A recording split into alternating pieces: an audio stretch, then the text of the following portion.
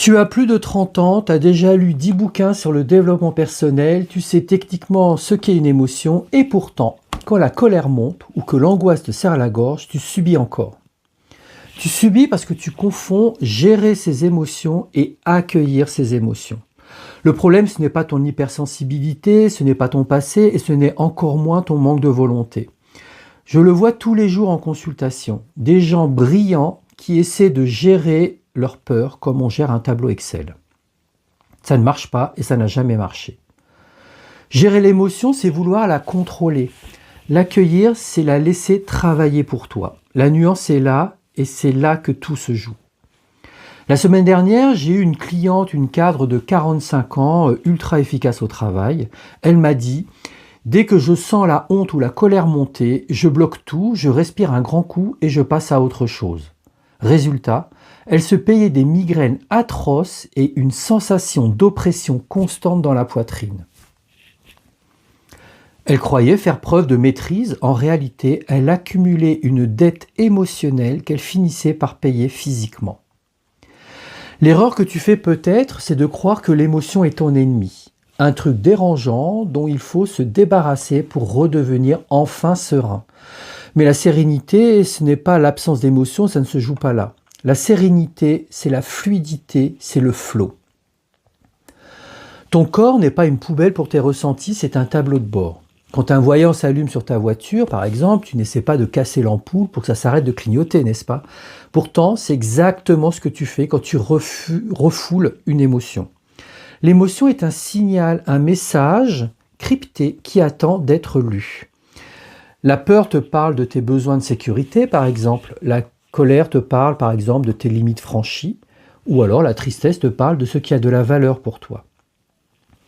Si tu ne les écoutes pas, elles vont crier plus fort. Et plus tu veux te débarrasser de tes émotions, et plus elles reviennent au centuple.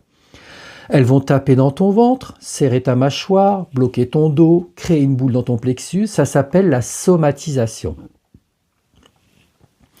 Moi, ce que je perçois dans mes accompagnements, c'est que la plupart des gens ont peur de leur corps, de leurs sensations. Ils ont peur de s'arrêter 2 minutes et de ressentir vraiment ce qui se passe sous la peau. Parce qu'ils croient qu'ils vont être submergés. Si je commence à pleurer, je ne m'arrêterai jamais. C'est faux. Une émotion, physiquement, ça dure quelques minutes. Si tu ne l'alimentes pas avec ton mental, si tu ne rumines pas et si tu n'es pas dans le ressassement. Alors concrètement, on fait quoi? La méthode est simple, mais elle demande du courage. C'est la méthode stop et scan. Dès que ça monte, tu t'arrêtes net. Tu ne cherches pas le pourquoi. Le mental adore le pourquoi. C'est son terrain de jeu pour s'évader. Mais quand on est pris par ses émotions, on n'arrive pas à réfléchir. Tu cherches le où. Où est-ce que ça serre? Où est-ce que ça chauffe? Où est-ce que ça pique? Où est-ce que ça brûle? Où est-ce que ça tiraille? Tu poses ta main dessus littéralement et tu respires avec. Pas contre ton émotion, avec ton émotion. J'ai accompagné un homme récemment qui n'arrivait plus à prendre de décisions importantes. Pourquoi? Parce qu'il avait une trouille bleue de se tromper. Mais au lieu de ressentir cette peur dans son corps, qui se manifestait par un vide au niveau de son plexus, il intellectualisait tout pendant des semaines. Dès qu'on a appris à son corps à autoriser ce vide, le message est apparu. Il avait juste besoin de plus d'informations techniques avant de trancher pour se sentir rassuré et en sécurité. La peur est partie d'elle-même. Comprends bien une chose, on ne réfléchit pas une émotion, on la traverse. Comme la vie, elle nous traverse. L'émotion n'est pas ton ennemi, c'est ton associé la plus fidèle. Elle sait avant toi ce qui est bon ou mauvais pour toi. Mais elle ne parle pas ta langue maternelle, elle parle le langage du ressenti. Si tu continues à la traiter comme une intruse, tu passeras ta vie à te battre contre toi-même. Et c'est épuisant à la longue. Quand tu commences à accueillir ce qui se passe en toi sans jugement, ton énergie, elle change. Ton intuition devient laser et perspicace. Tes relations se simplifient parce que tu sais enfin exprimer ce que tu ressens vraiment au lieu de réagir avec tes vieux mécanismes, tes conditionnements, voire tes croyances. Imagine. Regarde juste la différence. Passer d'une vie où tu fuis tes propres sensations à une vie où tu es solidement ancré dans ton corps.